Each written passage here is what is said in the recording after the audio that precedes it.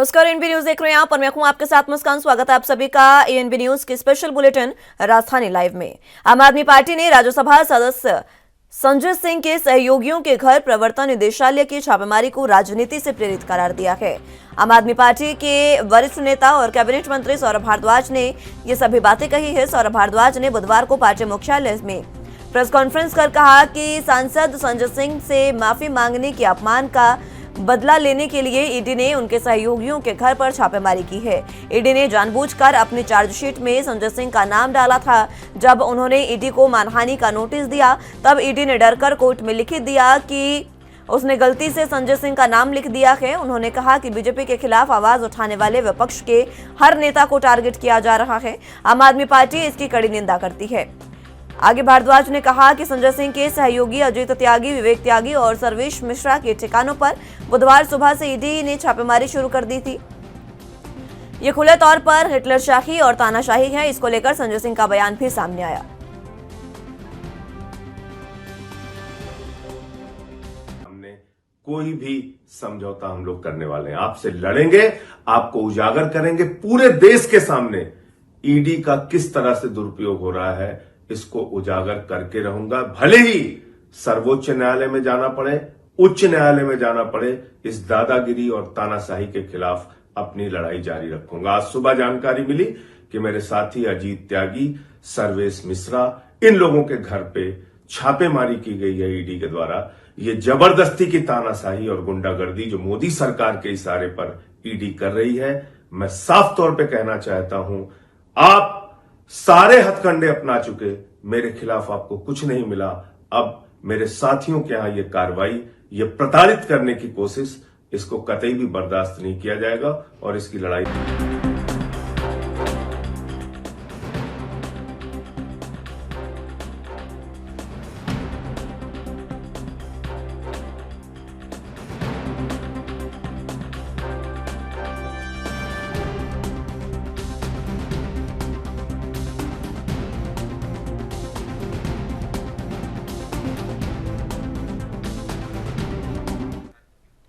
इस खबर पर ज्यादा जानकारी के लिए दिल्ली से संवाददाता राजीव तिवारी हमारे साथ मौजूद हैं।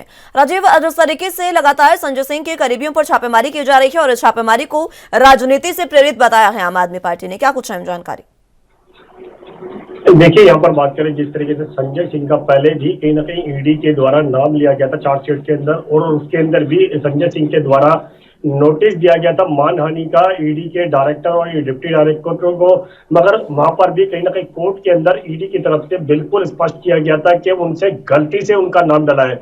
अब उसी को लेकर जिस तरीके से ईडी के द्वारा जो छापेमारी की गई है वो संजय सिंह के करीबियों के यहाँ पे की गई है। अजीत की बात करें या फिर कहें सदैव की बात करें, तो उनके ऊपर जिस तरीके से कार्रवाई की गई है, अब आम आदमी पार्टी की तरफ से लगातार कहीं ना कहीं पलटवार किया जा रहा है और यहाँ तक कि ये कहा किया जा रहा है कि संजय सिंह के द्वारा जो कोर्ट के अंदर किसके मानहानि का केस डाला गया था उसे ईडी के ऊपर, अब उसको लेकर कहीं ना कहीं पलटवार किया जा रहा है और संजय सिंह के जो करीबी हैं उनके ऊपर छापेमारी की जा रही है। और इसके लिए कहीं ना कहीं अब आम आदमी पार्टी जो है वो ईडी की इस कार्रवाई से नाराज है और ईडी की इस कार्रवाई को लेकर हाई कोर्ट और सुप्रीम कोर्ट का भी दरवाजा खटखटाया जा सकता है। और इस तरीके से कल सौरभ भारद्वाज और संजय सिंह की तरफ से प्रेस वार्ता की गई, ट्वीट के माध्यम से भी इसकी जानकारी दी गई। तो लगातार कहीं ना कहीं आम आदमी पार्टी जो है अब इस ईडी की कार्रवाई को लेकर जो शराब नीति के अंदर की गई है उसको लेकर अब कहीं ना कहीं कोर्ट का रुख करती हुई नजर आ रही है। जी, जिस तरीके से आम आदमी पार्टी लगातार ये बात कहते नजर आ रही है कि ये तमाम चीजें राजनीति से प्रेरित हो रही है, सौरभ भारद्वाज ने इस पर अपनी प्रतिक्रिया दी है। उन्होंने प्रेस कॉन्फ्रेंस कर सीधे तौर पर यह कहा है कि जब ये शराब घोटाले का मामला चल रहा था उस समय गलती से संजय सिंह का नाम लिखने की बात कही गई थी और अब उस गलती को सुधारने की कोशिश है। देखिए, बिल्कुल सही कहा आपने। यहाँ पर बात करें सौरभ भारद्वाज की तरफ से कल जिस तरीके से प्रेस वार्ता की गई उसमें भी यही कहा गया कि संजय सिंह का जब नाम ईडी कह सकते हैं ईडी की चार्जशीट के अंदर डाला गया था तो उस समय भी कहीं ना कहीं ईडी की तरफ से माफी मांगी गई थी और ये बताया गया था कि संजय सिंह का नाम जो है वो गलती से डाला है। मगर यहाँ पर कहीं ना कहीं ईडी को उस समय भी कहीं ना कहीं मुंह की खानी पड़ी थी क्योंकि कोर्ट के अंदर उनको माफी मांगनी पड़ी थी और नाम जो था संजय सिंह का वो काटना पड़ा था। मगर अब जिस तरीके से संजय सिंह के करीबियों की यानी कि अजीत त्यागी की बात करें या फिर कहे संजय सदेश मिश्रा की बात करें, उनके ऊपर जिस तरीके से कार्रवाई की गई है, इसको लेकर आम आदमी पार्टी जो है वो केंद्र सरकार की रणनीतियों के खिलाफ और दूसरा ईडी की और सीबीआई की जो कार्रवाई है उसको लेकर आप कहीं ना कहीं आवाज उठाती नजर आ रही है और यही आवाज जो है आने वाले दिनों के अंदर भी कहीं ना कहीं उठती हुई नजर आ सकती है। मगर यहाँ पर ईडी की तरफ से अभी तक स्पष्ट नहीं किया गया कि जो संजय सिंह के जो करीबी है उनके ऊपर अभी तक क्या सबूत मिल पाए हैं और क्यों छापेमारी की गई है, क्योंकि ये बताया जा रहा है कि शराब नीति के अंदर कहीं ना कहीं इन दोनों के नाम जो है वो अहम है। मगर आप देखना होगा क्या इसको लेकर आम आदमी पार्टी जो है सुप्रीम कोर्ट और हाई कोर्ट का दरवाजा खटखटाती है या फिर आरोप प्रत्यारोप ही देखने को मिल सकते हैं। जी राजीव, जिस तरीके से संजय सिंह के करीबियों पर यह कार्रवाई हुई है, कल ये कार्रवाई हुई थी, कि आज भी इस तरीके की कोई कार्रवाई जारी है?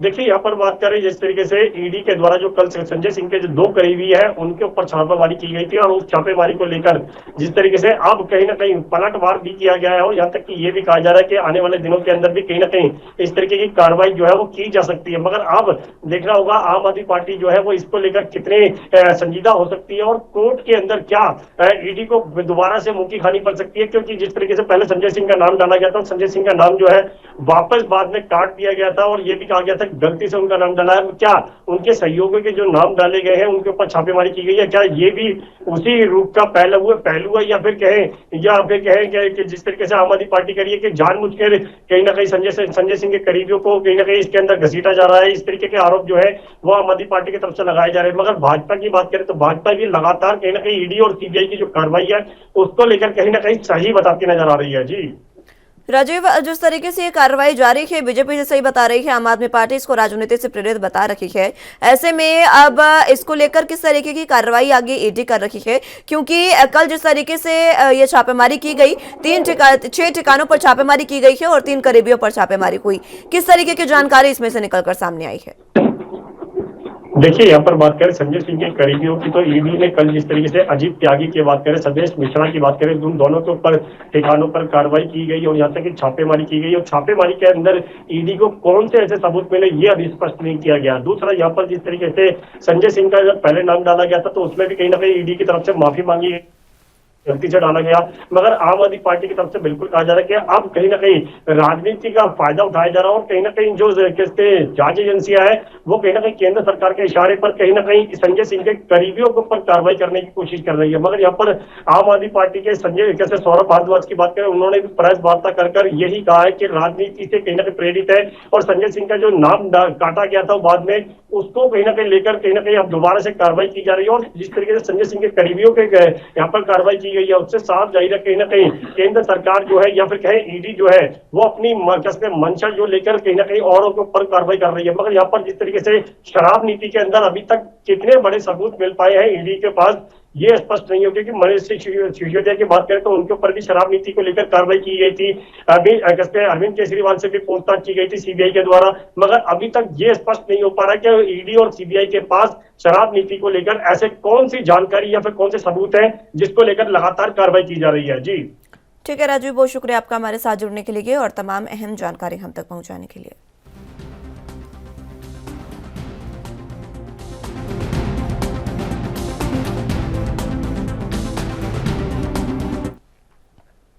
उत्तर प्रदेश में आज से खेलो इंडिया यूनिवर्सिटी गेम्स का शुभारंभ होने जा रहा है। प्रधानमंत्री नरेंद्र मोदी इन गेम्स के तीसरे सत्र का वीडियो कॉन्फ्रेंसिंग के जरिए उद्घाटन करेंगे। इस साल खेलो इंडिया यूनिवर्सिटी 25 मई से 3 जून तक उत्तर प्रदेश में आयोजित किए जाएंगे। प्रधानमंत्री कार्यालय की ओर से जारी बयान में ये जानकारी दी गई है। इन खेलों में 4750 से अधिक एथलीट 21 खेलों में 200 से अधिक विश्वविद्यालय का प्रतिनिधित्व करेंगे। खेल वाराणसी, गोरखपुर, लखनऊ और गौतम बुद्ध नगर में आयोजित किए जाएंगे। प्रधानमंत्री नरेंद्र मोदी आज शाम 7 बजे वीडियो कॉन्फ्रेंसिंग के माध्यम से इसकी शुरुआत करेंगे। खेलों का शुभंकर जीतू बारसिंघा है जो उत्तर प्रदेश का राज्य पशु है। खेलों का समापन बनारस हिंदू विश्वविद्यालय वाराणसी में 3 जून को होगा। इस अवसर पर केंद्रीय खेल मंत्री अनुराग ठाकुर, केंद्रीय खेल राज्य मंत्री निशित प्रामाणिक समेत प्रदेश के तमाम मंत्री और अधिकारी मौजूद रहेंगे। शुभारंभ समारोह में मशहूर गायक कैलाश खेर अपनी प्रस्तुति भी देंगे, यानी कि आज से इसका शुभारंभ होने जा रहा है। प्रधानमंत्री नरेंद्र मोदी खुद वीडियो कॉन्फ्रेंसिंग के माध्यम से इन खेलों का शुभारंभ करेंगे।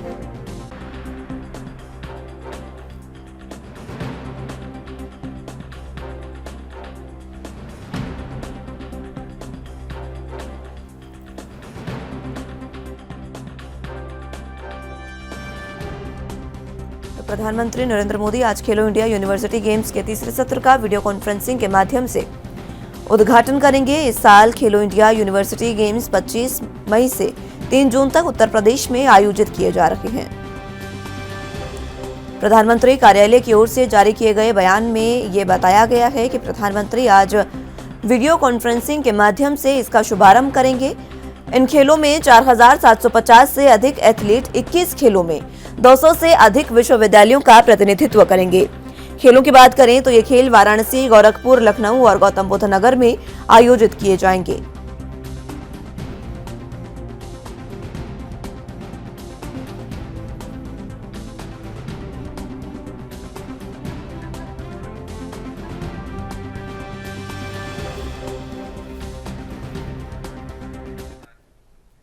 इस खबर पर ज्यादा जानकारी के लिए लखनऊ से संवाददाता जितेंद्र चौहान हमारे साथ मौजूद हैं। जितेंद्र, जिस तरीके से खेलो इंडिया यूनिवर्सिटी गेम्स का आज से आगाज होने जा रहा है, प्रधानमंत्री इसका शुभारंभ करने जा रहे हैं, क्या कुछ अहम जानकारी? देखिए, 5वां खेलो इंडिया ये अभियान उसकी शुरुआत होने जा रही है और आज मुख्यमंत्री योगी आदित्यनाथ और केंद्रीय मंत्री अनुराग ठाकुर समेत तमाम मंत्री उत्तर प्रदेश के रहेंगे और साफ तौर पे कहा जाए लगभग 7 बजे का समय दिया गया है और इसमें कार्यक्रम में देश की कई राज्यों की टीम आएंगी और ये साफ तौर पे कहा जाए शाम 7 बजे की शुरुआत होगी और मुख्यमंत्री योगी आदित्यनाथ इसका आगाज करने का काम करेंगे और लखनऊ के बीबीडी कॉलेज में इसकी शुरुआत होगी और खेलो इंडिया यूनिवर्सिटी गेम्स में लगातार कहा सकता है कि कई देशों के जो खिलाड़ी वो अपनी अपनी प्रतिभा दिखाने का काम करेंगे और साफ तौर पे कहा जा सकता है कि मुख्यमंत्री योगी आदित्यनाथ या केंद्र सरकार लगातार जो खिलाड़ियों को बढ़ावा देने का काम कर रही है और साफ तौर उसी क्रम में आज खेलो इंडिया अभियान की और प्रधानमंत्री नरेंद्र मोदी इसका शुभारंभ आज खुद करेंगे और साफ तौर पे कहा जा सकता है कि मुख्यमंत्री योगी आदित्यनाथ केंद्रीय मंत्री अनुराग ठाकुर और प्रधानमंत्री नरेंद्र मोदी वीडियो कॉन्फ्रेंसिंग के माध्यम से इस अभियान की शुरुआत करने का काम करेंगे। जितेंद्र, जिस तरीके से आज यूनिवर्सिटी गेम्स का शुभारंभ होने जा रहा है, तैयारियां किस तरीके की इसको लेकर चल रही है, क्योंकि अलग अलग जिलों में ये खेल जो है वो आयोजित किए जाएंगे? देखिए मुस्कान, इसमें लगभग खेलो इंडिया जो कार्यक्रम शुरू होने जा रहा है उसके देखते हुए देश के लगभग विभिन्न से अधिक एथलीट्स हिस्सा लेंगे। 25 मई को यानी आज से इसकी शुरुआत होगी। बीबीडी यूनिवर्सिटी में इसका मेकिंग किया जाएगा, इसकी शुरुआत की जाएगी। मसाल रैली से लेकर 75 जिलों में होते हुए लगभग 8,948 किलोमीटर का सफर तय किया गया है और इसमें करीब 5.5 लाख से ज्यादा लोगों ने हिस्सा लिया है और आज ये इवेंट काफी महत्वपूर्ण रखता है। खेलो इंडिया यूनिवर्सिटी गेम्स में लगभग 4 शहरों में आयोजित किया जाएगा, जिसमें सबसे पहले बात की जाए तो लखनऊ में होगा और 8 रेवेन्यूज पर आयोजित किया जाएगा। साथ ही साथ इसके अंतर्गत बीबीडी यूनिवर्सिटी में क्रिकेट ग्राउंड में आचार्य प्रतियोगिता होगी। बीबीडी यूनिवर्सिटी में मेंस गाउन, जूडो, मलखंड, ऐसे तमाम जो खेल है उसमें कहीं ना कहीं आज प्रतिभाएं दिखाने का काम किया जाएगा और साथ ही साथ लखनऊ के इकाना स्पोर्ट्स इंडोर में वॉलीबॉल और फिजिक प्रतियोगिता भी किया जाएगा और साफ कहा जा सकता है कि देश के खिलाड़ियों को, जो देश के युवा है उनको कहीं ना कहीं बढ़ावा देने के लिए, खेल से जोड़ने के लिए इसकी शुरुआत की जाएगी और लखनऊ के बाद गोरखपुर में होगा और साथ ही साथ गोरखपुर में समेत ऐसे पूरे खेलो इंडिया कार्यक्रम में कहा सकता है कि 4,705 एथलीट्स हिस्सा लेंगे। वहीं 941 स्पोर्ट्स स्टाफ भी मौजूद रहेगा, 1500 वॉलंटियर्स सेवाएं देंगे। तो खेलों के इवेंट पूरा आयोजित किया जाएगा और एक दिल्ली में ही होगा और 15 रेवेन्यूज इवेंट किए जाएंगे। तो ये साफ तौर पर उत्तर प्रदेश सरकार की भी पूरी तरह से तैयारी है। गोरखपुर में होगा तो आज इसको देखते हुए भी बीबीडी यूनिवर्सिटी में पूरी तरह से तैयारी कर ली गई और मेगा इवेंट आज होने जा रहा है और उत्तर प्रदेश के मुख्यमंत्री योगी आदित्यनाथ इसके मंत्री उत्तर प्रदेश गिरीश चंद्र होंगे मौजूद और प्रधानमंत्री नरेंद्र मोदी खुद वीडियो कॉन्फ्रेंसिंग के माध्यम से इस कार्यक्रम का और इस खेलो इंडिया गेम्स का जो गेम्स है उसका शुभारंभ करने का काम करेंगे।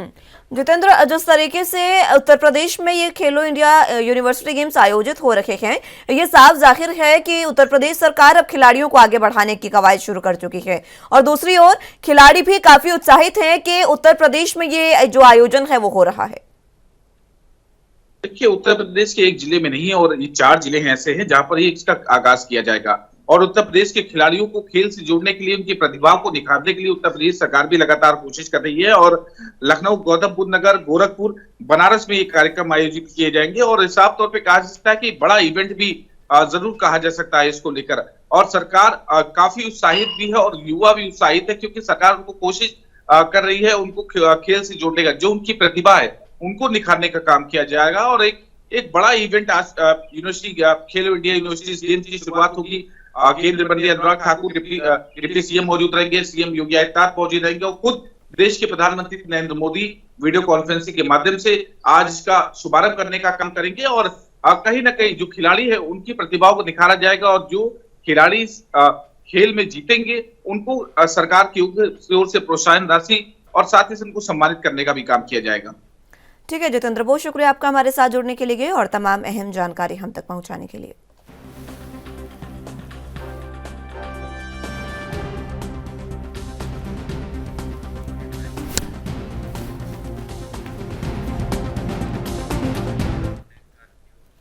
तो श्री फतेहगढ़ साहिब से अहम जानकारी आपको बता रहे हैं। सिख सामाजिक संगठनों की अहम बैठक आज होने जा रही है।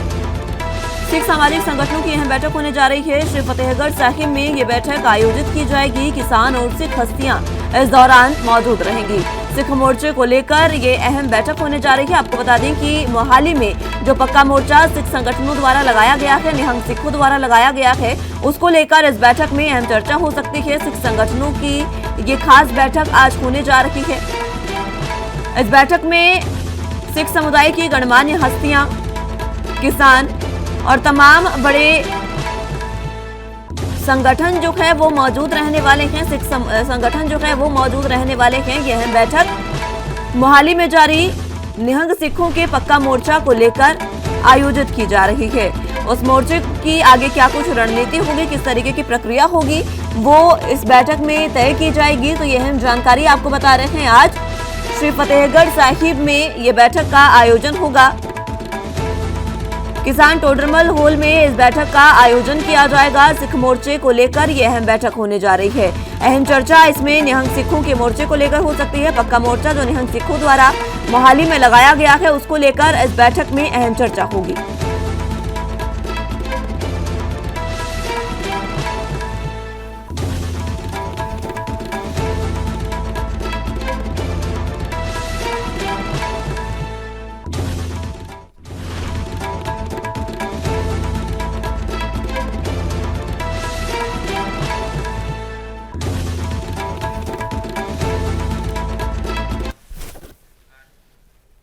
इस खबर पर ज्यादा जानकारी के लिए संवाददाता संदीप सिंह हमारे साथ मौजूद हैं। संदीप, आज किसान संगठनों की और जितने भी सामाजिक संगठन हैं उनकी बैठक होने जा रही है। श्री फतेहगढ़ साहिब में ये बैठक आयोजित होगी, क्या कुछ अहम जानकारी?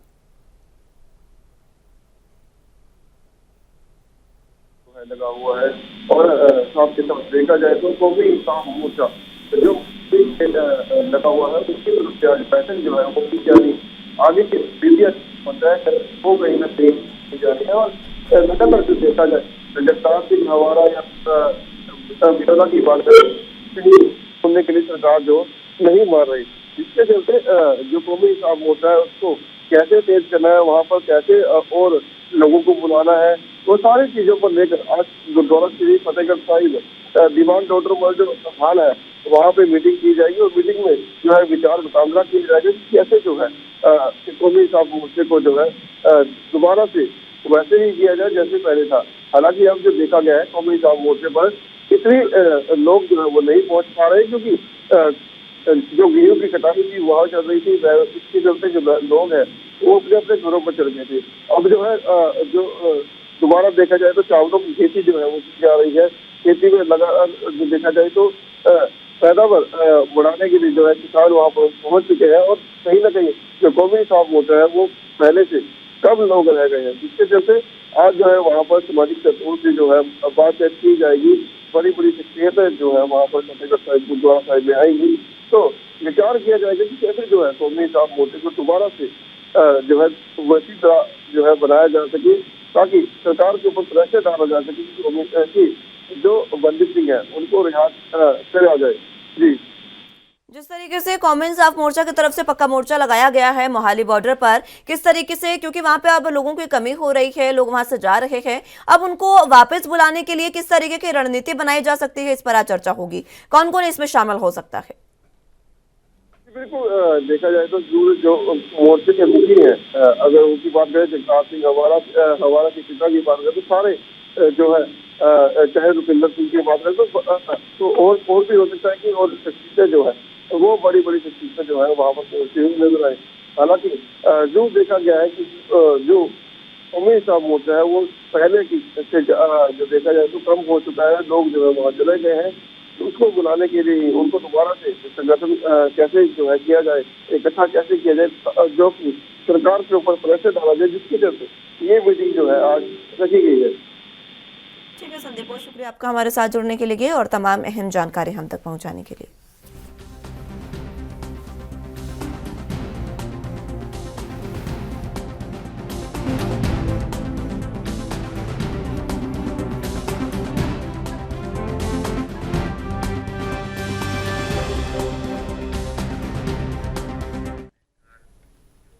पंजाब को भ्रष्टाचार मुक्त राज्य बनाने के लिए आम आदमी पार्टी की सरकार की दृढ़ वचनबद्धता को दोहराते हुए पंजाब के मुख्यमंत्री भगवंत मान ने कहा कि राज्य सरकार की तरफ से शुरू की गई भ्रष्टाचार विरोधी एक्शन लाइन में नया रिकॉर्ड कायम किया है। इस एक्शन लाइन के अंतर्गत बीते 1 साल में 300 भ्रष्ट अधिकारियों और कर्मचारियों को जेल की सलाखों के पीछे भेजा गया। पंजाब के लोगों को वीडियो संदेश में मुख्यमंत्री ने कहा कि मैं प्रण लेता हूं कि मेरी सरकार राज्य के लोगों को साफ सुथरी, पारदर्शी और बेहतर शासन मुहैया करवाने के लिए अपने यत्न निरंतर जारी रखेगी। मुख्यमंत्री ने कहा कि आम आदमी पार्टी भ्रष्टाचार विरोधी मुहिम में से निकली है, जिस कारण पंजाब को भ्रष्टाचार से मुक्त करने के लिए कोशिशें की गई है। उन्होंने कहा कि कार्यकाल संभालने के पहले से दिन से ही भ्रष्टाचारियों के साथ कोई नरमी न बरतने की नीति अपनाई गई। भगवंत मान ने कहा कि ये बहुत गौरव और संतोष की बात है कि 1 साल पहले आज के दिन शुरू की गई भ्रष्टाचार विरोधी एक्शन लाइन ने मनचाहे नतीजे सामने लाए हैं।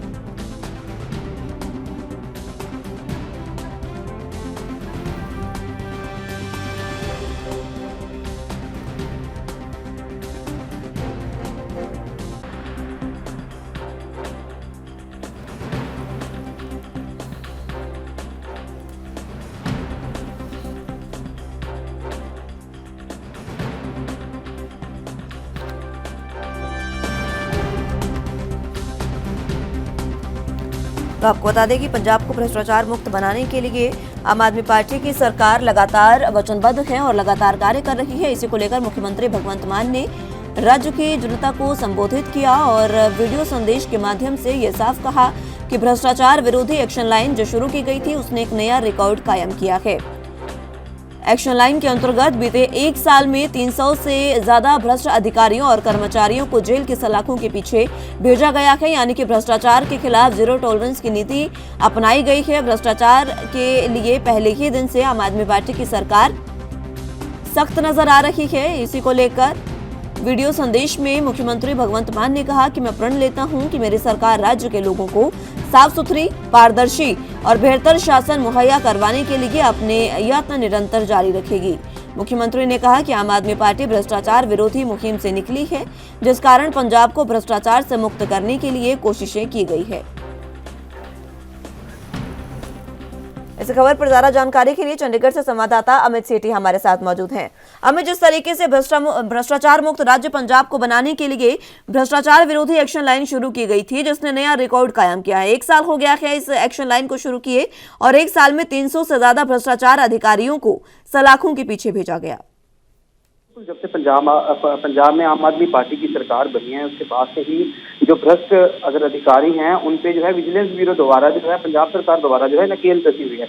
कल जो है एक पंजाब के मुख्यमंत्री भगवंत मान जी ने जो है एक वीडियो जो है उनकी आती है और उसमें साफ तौर पर उन्होंने बताया कि हमने 1 साल की अगर बात की जाए तो करीब 300 भ्रष्ट अफसरों के खिलाफ जो है मामले दर्ज किए हैं और पंजाब के अंदर जीरो टॉलरेंस की जो पॉलिसी जिस तरह से पंजाब सरकार लेके आई है और कोई भी अगर भ्रष्ट अधिकारी है उनके खिलाफ जो है मामला दर्ज किया जाएगा। हालांकि पंजाब के मुख्यमंत्री द्वारा एक नंबर भी जारी किया गया है कि अगर कोई आपकी कोई सुनवाई नहीं हो रही है और कोई आपकी शिकायत है तो उस नंबर पे आप अपनी जानकारी दे सकते हैं, अपनी शिकायत लिखवा सकते हैं। अमित, जिस तरीके से 300 से ज्यादा भ्रष्टाचारियों को सलाखों के पीछे भेजने की बात कही है भगवंत मान ने, इसी के साथ उन्होंने कहा कि जब से आम आदमी पार्टी की सरकार आई है भ्रष्टाचार को लेकर पूरा सख्त रुख अपनाया है। ऐसे में आम जनता का इसको लेकर क्या रुख है?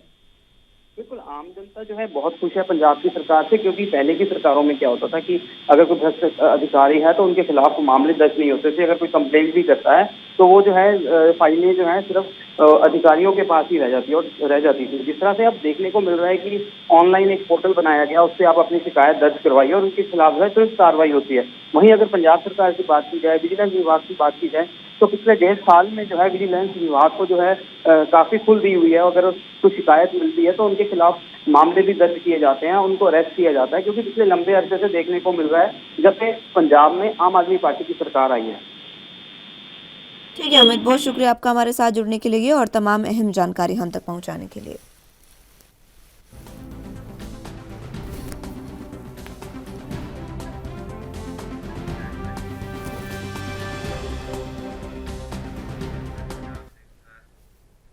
देश में आरबीआई की नई गाइडलाइन के अनुसार 2000 के नोट को चलन में रखते हुए उसे बैंकों में जमा किया जाएगा।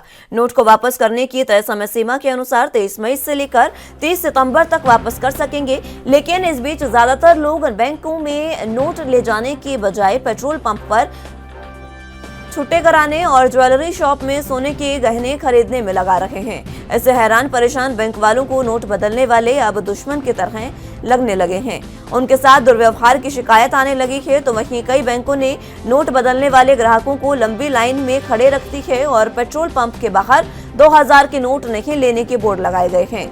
कई पेट्रोल पंप मालिकों ने 2000 की नोट लाने वालों को पेट्रोल देने से मना किया है, जो आरबीआई की गाइडलाइन का उल्लंघन है। इसी तरह का व्यवहार बैंकों द्वारा और पेट्रोल पंप द्वारा व्यवसायी भावेश भानुशाली के साथ हुआ। भावेश ने बताया कि वो एक भारत के नागरिक हैं। सरकार ने नोट बदलने का कारण भ्रष्टाचार खत्म करना बताया है, हमारा सम्मान खत्म करना नहीं। शिकायत के साथ भावेश ने सरकार को कई सुझाव भी दिए हैं।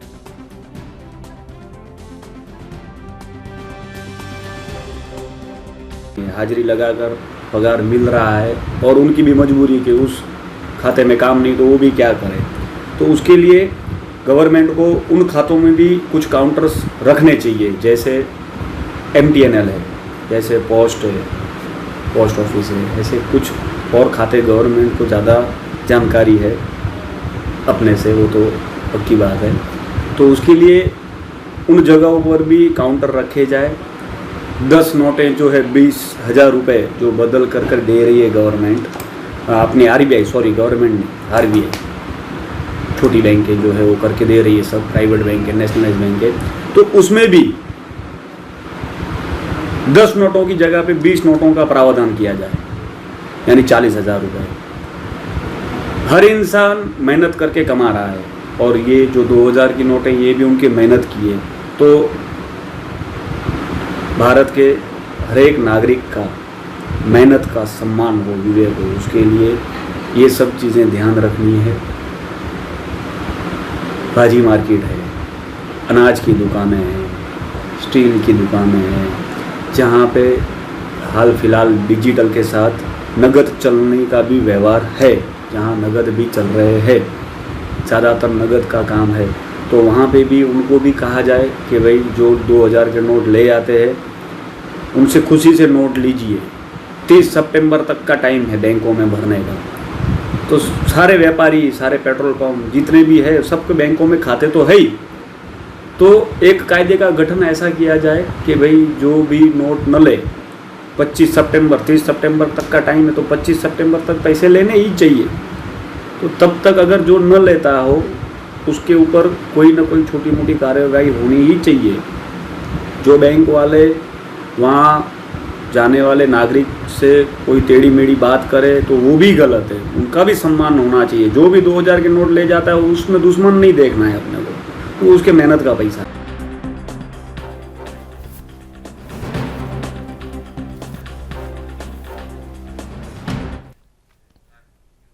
इस खबर पर ज्यादा जानकारी के लिए मुंबई से संवाददाता सत्यप्रकाश सोनी हमारे साथ मौजूद हैं। सत्यप्रकाश, जिस तरीके से एक शिकायतकर्ता ने यह बताया है कि बैंकों में जो नोट बदलने जा रहे हैं 2000 का, उनके साथ बदसलूकी की जा रही है, क्या कुछ अहम जानकारी?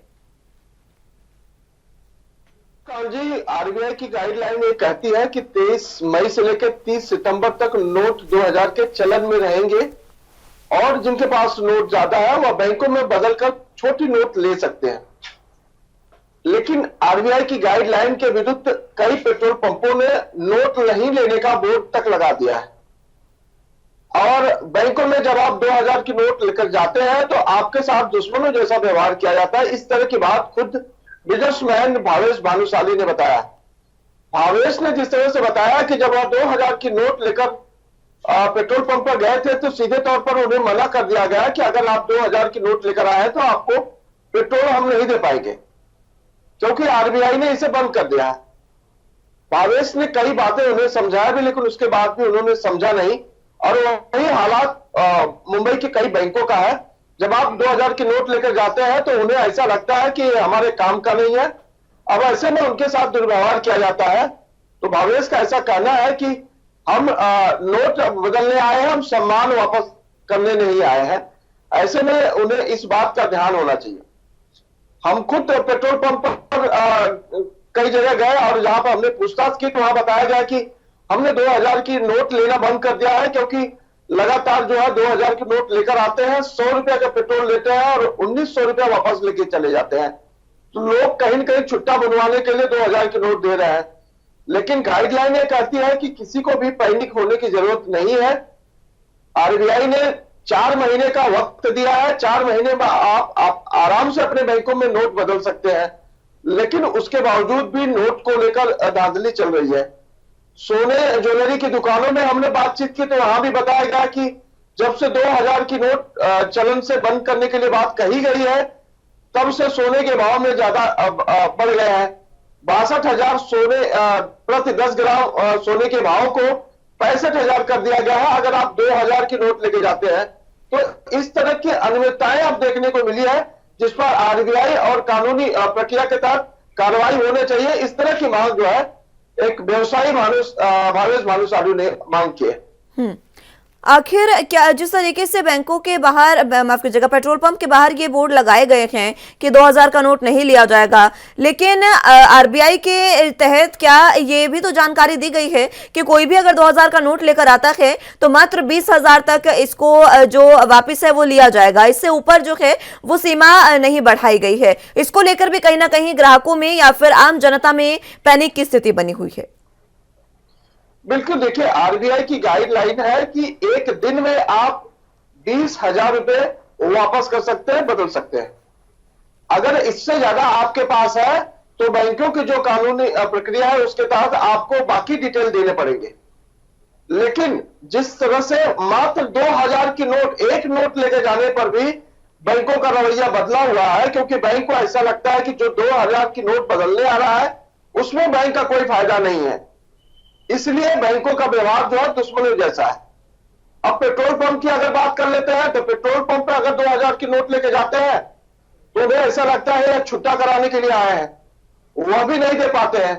उनका एक उपयुक्त रीजन भी है, उनका कहना है कि हम कितने लोगों को छुट्टे देते रहेंगे। ऐसे में आरबीआई को यह मना करना चाहिए कि पेट्रोल पंप में नोट नहीं चलेंगे, जबकि आरबीआई की गाइडलाइन है कि 30 सितंबर तक 2000 की नोट चलन में है। आप कहीं भी इसे इस्तेमाल कर सकते हैं, कहीं भी ले जाकर दे सकते हैं, चाहे वो राशन की दुकान हो या फिर पेट्रोल पंप हो या सोने की दुकान हो या अन्य जगह। लेकिन कई ऐसी संस्थाएं हैं जिन्होंने नोट लेना ही बंद कर दिया है और वह नोट लेने से बिल्कुल इनकार कर देते हैं, जैसा कि कल हमने भी बात किया था कई बैंकों और ज्वेलरी शॉप में। जी ठीक है सत्य प्रकाश, बहुत शुक्रिया आपका हमारे साथ जुड़ने के लिए और तमाम अहम जानकारी हम तक पहुंचाने के लिए।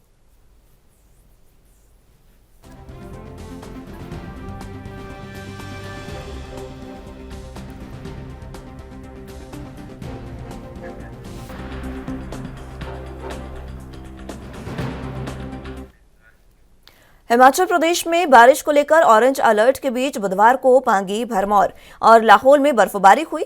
जिला सिरमौर के गिरिपार में भारी ओलावृष्टि देखी गई। जिला चंबा में किलाड़ कुल्लू मार्ग पर सिधनाला में भारी बारिश में कई वाहन नाले में फंस गए। नकरोड के पास भारी बारिश से सड़क पर मलबा गिरने से चंबा तीसा मार्ग भी बाधित रहा। बुधवार को कुल्लू में बादल झमाझम बरसे, शिमला में बूंदाबांदी और धर्मशाला में शाम को तेज बारिश हुई। मौसम में आने वाले बदलाव से अधिकतम तापमान में 2 डिग्री की गिरावट दर्ज की गई है। मौसम विज्ञान केंद्र शिमला ने प्रदेश के अधिकांश क्षेत्रों में बारिश और ओलावृष्टि का येलो अलर्ट जारी किया है। 28 मई तक प्रदेश में मौसम खराब न रहने का पूर्वानुमान है। बुधवार को पागी और भरमौर की चोटियों पर 10 सेंटीमीटर ताजा बर्फबारी हुई।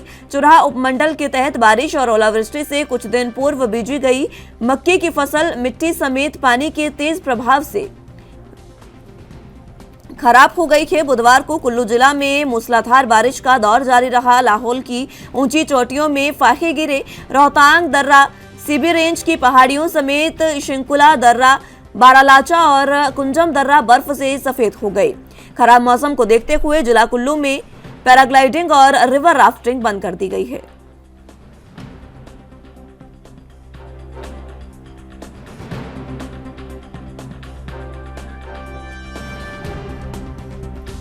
इस खबर पर हिमाचल प्रदेश से ब्यूरो चीफ टीना ठाकुर हमारे साथ मौजूद हैं। टीना जी, जिस तरीके से बारिश और ओलावृष्टि को लेकर मौसम विभाग की तरफ से ऑरेंज अलर्ट जारी किया गया था और इसी ऑरेंज अलर्ट के बीच झमाझम बारिश देखने को मिली है, ताजा बर्फबारी भी हुई है, किस तरीके की स्थितियां इस समय? बिल्कुल, मौसम विभाग ने जो ऑरेंज अलर्ट जारी किया था बुधवार के लिए और इस दौरान पांगी, भरमौर और लाहौल में बर्फबारी हुई है, जबकि शिमला व गिरफ्तार के कई क्षेत्रों में भारी ओलावृष्टि हुई है। और चंबा की अगर बात करें, फिलहाल जो मार्ग है वहाँ पे वाहन जो है वो नाले में फंसे थे और जो मलबा शहर के सड़क में गिरने के कारण चंबा तीसा मार्ग भी बाधित रहा है। और अगर हम आज बात करें, आज के लिए भी जो मौसम विज्ञान केंद्र है शिमला, उन्होंने आज येलो अलर्ट जारी किया है। मौसम विभाग के कहने से 20 को प्रदेश के जो अधिकांश क्षेत्र है वहाँ पे बारिश और ओलावृष्टि हो सकती है और 28 मई तक प्रदेश में मौसम खराब बने रहने का पूर्वानुमान मौसम विज्ञान केंद्र की तरफ से किया गया है। और अगर इस पर हम बात करें, पिछले कल की बात करें, पांगी और भरमौर में उनकी चोटियों पर 2 सेंटीमीटर ताजा बर्फबारी हुई है। और कुल्लू जिला की बात करें, वहाँ पे मूसलाधार बारिश का दौर जारी रहा।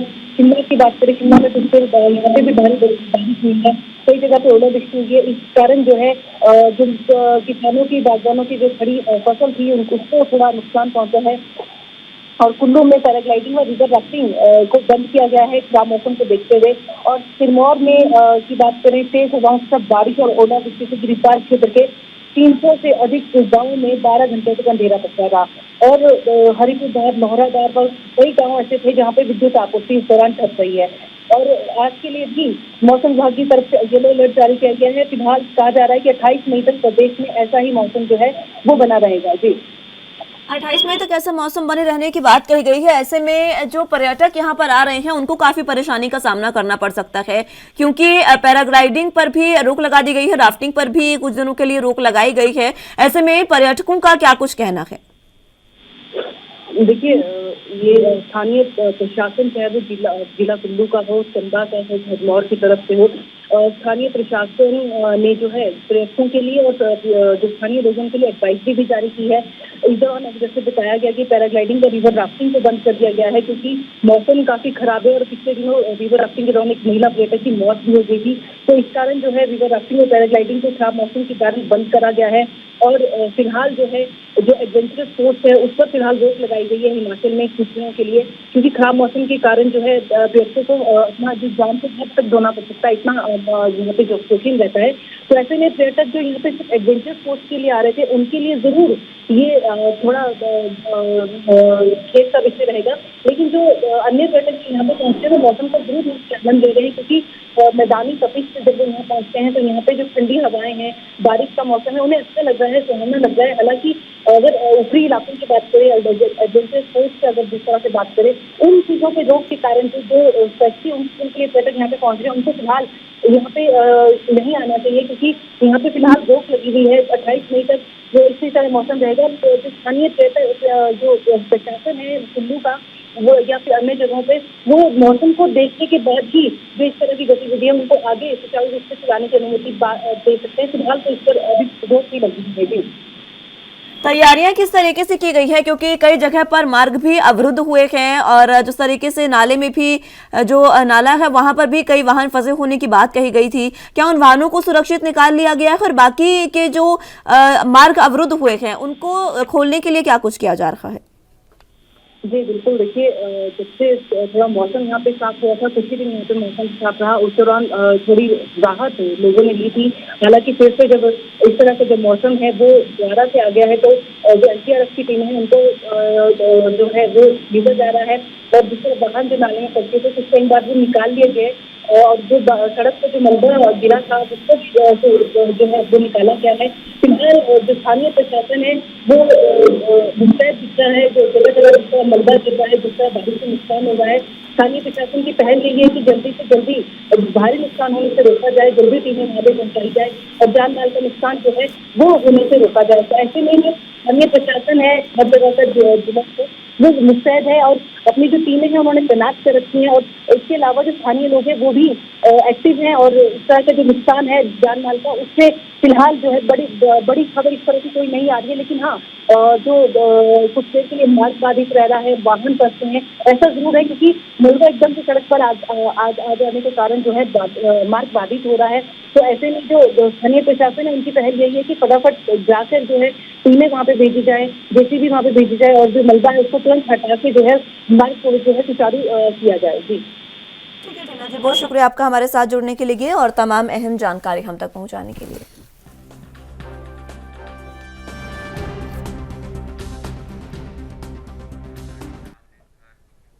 उत्तराखंड वन विभाग की ओर से वन भूमि पर किए गए अवैध अतिक्रमण के खिलाफ कार्रवाई को वन मंत्री ने लगातार जारी रखने की बात कही है। उन्होंने कहा कि इसको लेकर लगातार सर्वे का काम किया जा रहा है। जहां पर भी वन भूमि है वहां पर किसी भी सूरत में अतिक्रमण बर्दाश्त नहीं किया जाएगा। यही वजह है कि उन तमाम धार्मिक संस्थानों को तोड़ा जा रहा है जो वन भूमि पर अवैध तरीके से अतिक्रमण कर बनाए गए हैं। आपको बता दें कि पिछले दिनों कार्रवाई के दौरान वन विभाग की जमीन पर अवैध तरीके से बनाई गई मजारों को तोड़ा गया और इसके साथ साथ कई मंदिरों को भी तोड़ा गया है।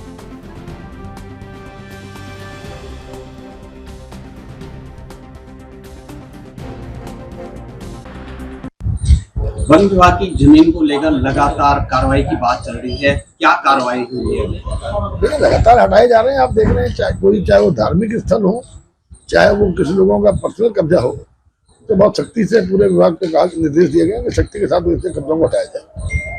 देखिए चिन्हीकरण तो लगातार ये तो कंटिन्यू प्रोसीजर लगातार चिन्हीकरण हो रहा है, लेकिन 250-300 से ज्यादा अवैध कब्जों को अभी तक हटा दिया गया है।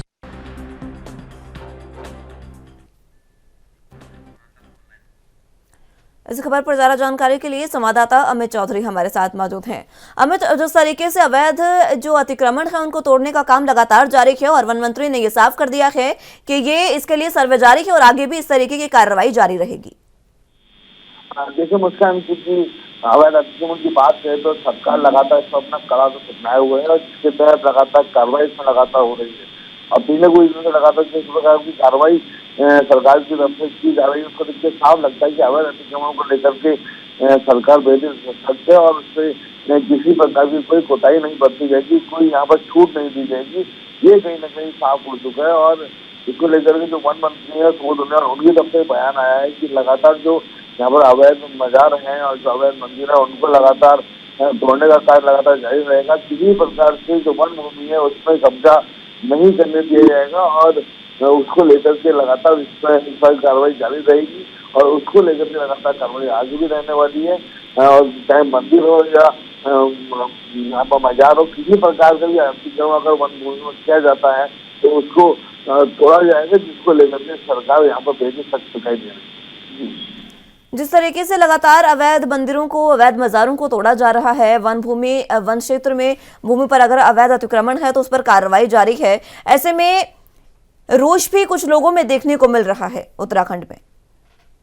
देखिए रोज इसमें जरूर देखने को मिल रहा है, राजनीति इसमें जरूर हो रही है। नेता प्रतिपक्ष यशपाल आर्य की तरफ से भी इसमें अभी बीते रामनगर में एक मंदिर पर कार्रवाई की जाए तो उसको लेकर के प्रार्थना पत्र दिया गया था और लोगों के अंदर कहीं ना कहीं गुस्सा है, कहीं ना कहीं धार्मिक जो भावना है इनको कहीं ना कहीं प्रहार करने की बात लगातार की जाती है। लेकिन सरकार ने उसने पहले भी साफ कर दिया, प्रदेश के जो मुख्य न्यायाधीश उन्होंने साफ कर दिया कि अतिक्रमण लगातार हो रहा है, जिसको लेकर के लगातार लंबे समय से शिकायतें मिल रही है। जो वन भूमि है, रामनगर की बात की जाए, यहाँ पर जो नेशनल कॉरिडोर पार्क है, वहाँ पर जो लगातार इस प्रकार से मजारे बनने की बात यहाँ पर आई थी और करीब 1000 जगह ही चिन्हित की गई थी सरकार की तरफ से, जहाँ लगातार हुआ था, उसको तोड़ने की बात लगातार की जा रही। यहाँ पर विरोध जरूर हो रहा है क्योंकि लंबे समय से इन भूमियों पर मजारे बना दी गई हैं, मंदिर बना दिए गए हैं, लेकिन सरकार लगातार, क्योंकि उनका कहना है कि ये जो अतिक्रमण अवैध है, कहीं से इसको वैध नहीं कहा जाता और चाहे मंदिर हो या मजारे हो, वो अगर अवैध है तो तोड़े जाएंगे। उसको लेके सरकार को विरोध का सामना जरूर करना पड़ा, लेकिन जो सरकार का जो रवैया है वो कहीं ना कहीं काफी सख्त है, जिसको लेकर के अब इस मुद्दे पर राजनीति भी होती है और कहीं ना कहीं विरोध भी इसमें लगातार होता है। अभी जिस तरीके से अवैध मंदिरों मज़ारों को तोड़ा जा रहा है, क्या इसका कोई आंकड़ा सामने आ पाया है कि अभी तक कितने अवैध अतिक्रमण पर कार्रवाई की है सरकार ने? देखिए मुस्कान, क्योंकि जब यहाँ पर पिछले दिनों की तरफ से बयान आया था कि जो अवैध यहाँ पर अतिक्रमण है उसको बर्दाश्त नहीं किया जाएगा और जगह चिन्हित करने की बात की जा रही थी, उसके बाद एक आंकड़ा जरूर आया था सामने कि 1000 के करीब यहाँ पर अवैध अतिक्रमण थे, जिसमें कई मंदिर शामिल थे, कई मजारे शामिल थी। अभी चीजें लगातार कार्रवाई की जाती है, रामनगर क्षेत्र में लगातार यहाँ पर कार्रवाई की गई है और जो अधिकारी उनको निर्देशित यहाँ पर किया जा चुका है मंत्रियों के द्वारा, तो कहीं ना कहीं अधिकारी इस पर लगातार कार्य कर रहे हैं, अमल कर रहे हैं चीजों पे। और अभी हालांकि आंकड़ा सामने नहीं आया है, लेकिन लगातार जिस तरह से कार्रवाई हो रही है उससे देखिए लगता है कि जल्दी इसमें सरकार को अपना आंकड़ा पेश करेगी और पूरी तरीके से जो अतिक्रमण यहाँ पर लगातार किया जा रहा है उसको कहीं ना कहीं यहाँ पर मुक्त किया जाए। अमित, सरकारी भूमि को अवैध अतिक्रमण से मुक्त कराने के लिए कई चुनौतियां धामी सरकार के सामने आई है, क्या वो चुनौतियां रही और कैसे पार पाया धामी सरकार ने? देखिए मुस्कान, क्योंकि लगातार यहाँ पर जो लंबे समय से यहाँ पर अतिक्रमण किया जा रहा था, यहाँ पर जो कई प्रकार से धार्मिक स्थल, यहाँ पर मजारों की बात की जाए, मंदिरों की बात की जाए, वो लगातार बनाए गए थे और इस पर कहीं ना कहीं यहाँ पर जो जानकारी मिली थी लगातार अवैध है, इसमें लगातार विरोध भी हालांकि हो रहा था, लेकिन प्रशासन क्योंकि साफ निर्देश दिए गए थे किसी प्रकार से अवैध अतिक्रमण को तोड़ा जाना है, उसको लेकर के यहाँ पर जो कार्रवाई थी वो लगातार की जा रही, मशीनें यहाँ पर मंगाई जा रही और पूरी तरीके से लोगों को कहीं ना कहीं समझाया गया। हल्का यहाँ पर कहीं ना कहीं पुलिस की तरफ से बल प्रयोग करने की अगर यहाँ पर कोशिश की जा रही थी, उसको भी कहीं ना कहीं अधिकारियों से कहा गया कि यहाँ पर बल प्रयोग किया जाएगा। तो कहीं ना कहीं जनता ने जब देखा कि हाँ अब इसमें इसमें विरोध करने के बावजूद इसमें कार्रवाई जरूर की जाएगी, तो कहीं ना कहीं लोगों को इसके पीछे खुद हटना पड़ा, लेकिन सरकार की तरफ से कार्रवाई लगातार की गई। और हालांकि मुश्किल लगातार आ रही थी, जहाँ पर जो लोग हैं वो लगातार सामने आ रहे हैं और विरोध लगातार किया जा रहा है, लेकिन जो कानूनी प्रक्रिया है उसका कहीं ना कहीं यहाँ पर सरकार लगातार पालन कर रही है और उसको लोगों को समझाया जा रहा है। तो उसको लेकर लगातार यहाँ पर दिक्कतें जरूर है, लेकिन सरकार यहाँ पर अवैध अतिक्रमण तोड़ने के लिए प्रतिबद्ध नजर आ रही है और उसको लेकर लगातार यहाँ पर कार्रवाई की जा रही है। ठीक है अमित, बहुत शुक्रिया आपका हमारे साथ जुड़ने के लिए और तमाम अहम जानकारी हम तक पहुंचाने के लिए।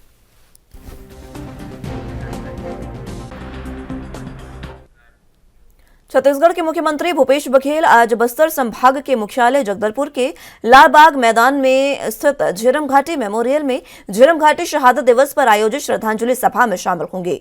मुख्यमंत्री Baghel Raipur police ground helipad से 11:30 पर हेलीकॉप्टर द्वारा रवाना होकर दोपहर 12:40 पर जगदलपुर स्थित मां दंतेश्वरी एयरपोर्ट पहुंचेंगे और झीरम शहादत दिवस पर लालबाग मैदान स्थित झीरम स्मृति उद्यान में आयोजित श्रद्धांजलि सभा में शामिल होंगे। मुख्यमंत्री इसके बाद दोपहर 1:25 पर शहीद गुंडाधुर कृषि महाविद्यालय कुम्हारावड़ पहुंचेंगे और वहां शहीद गुंडाधुर की प्रतिमा का अनावरण करने के बाद यहां परिसर में आयोजित ग्रामीण औद्योगिक पार्क की संभाग स्तरीय कार्यशाला में शामिल होंगे। बघेल दोपहर 2:10 पर जगदलपुर कलेक्टोरेट कार्यालय परिसर पहुंचकर वहां छत्तीसगढ़ मेहतारी की प्रतिमा का अनावरण करेंगे और पत्रकारों से चर्चा करेंगे।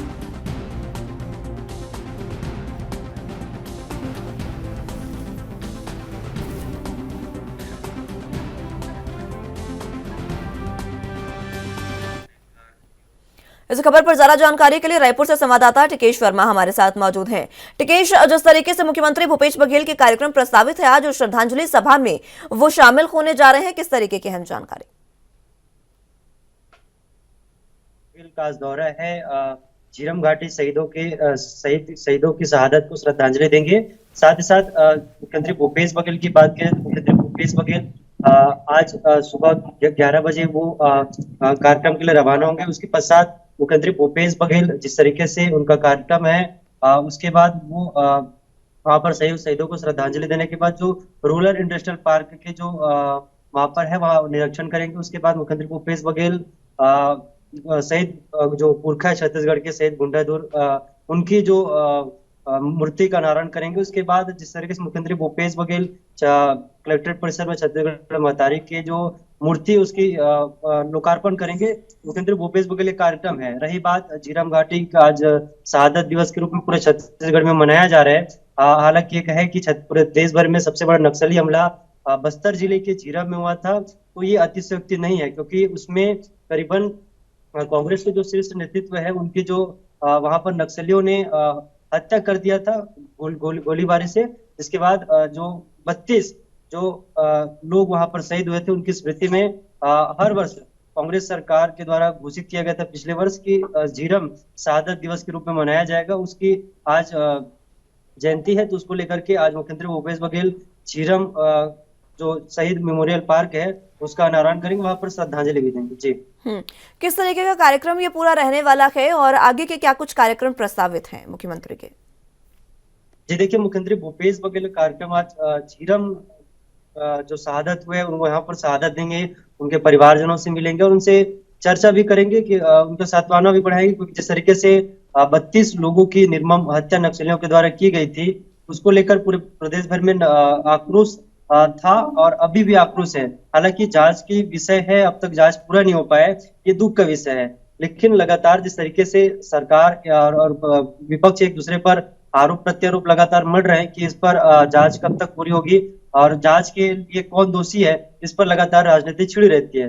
लेकिन मुख्यमंत्री भूपेश बघेल आज झीरम शहीद परिवारों से मुलाकात करेंगे, उनसे चर्चा करेंगे और उनका हालचाल भी जानेंगे। उसके बाद मुख्यमंत्री भूपेश बघेल झीरम मेमोरियल पार्क से निकलने के बाद शहीद वीर गुंडाधुर की प्रतिमा का लोकार्पण करेंगे और उनके जो परिजन है उनसे भी मुलाकात करेंगे। उसके बाद जो रूरल इंडस्ट्रियल पार्क है जो लगातार मुख्यमंत्री भूपेश बघेल का ड्रीम प्रोजेक्ट रहा है उसको लेकर वहां पर क्रियान्वयन करेंगे, वहां पर जो हितग्राही उनसे चर्चा करेंगे किस तरीके से वहां पर कार्य किया जा रहा है और उस पर क्या कुछ नया बदलाव किया जा सकते हैं। तो लोगों की समस्याएं भी इस दौरान मुख्यमंत्री भूपेश बघेल सुनते हुए नजर आएंगे। इसके बाद मुख्यमंत्री भूपेश बघेल कलेक्ट्रेट परिसर में छत्तीसगढ़ महतारी छत्तीसगढ़ महतारी की जो मूर्ति है उसका अनावरण करेंगे, क्योंकि मुख्यमंत्री भूपेश बघेल ये कह चुके हैं कि प्रत्येक शासकीय कार्यालय में छत्तीसगढ़ महतारी की चाहे वो तस्वीर हो या फिर मूर्ति है वो लगाना अनिवार्य रहेगा।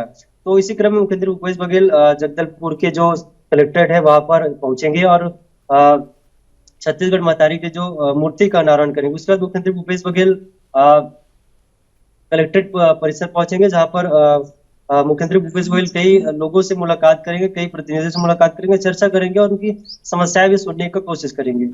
ठीक है टिकेश, बहुत शुक्रिया आपका हमारे साथ जुड़ने के लिए और तमाम अहम जानकारी हम तक पहुंचाने के लिए।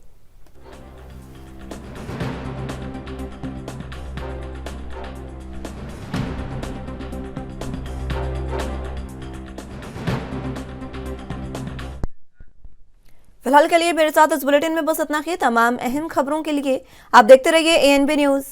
नमस्कार।